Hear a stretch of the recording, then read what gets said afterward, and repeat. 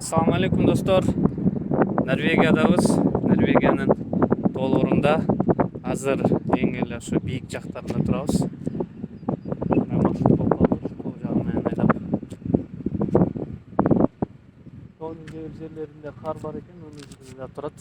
Көрүнөт атабы. Нар жагыттарында дагы карлар бар экен. Где-то здесь плюс 10 да. Сондай специальная парковка екен. Жолдун жээгинде карманчик. Кичинекей көл бар. Ушундай көлдөр көп эле экен. Жанынан бери өтүп атабыз.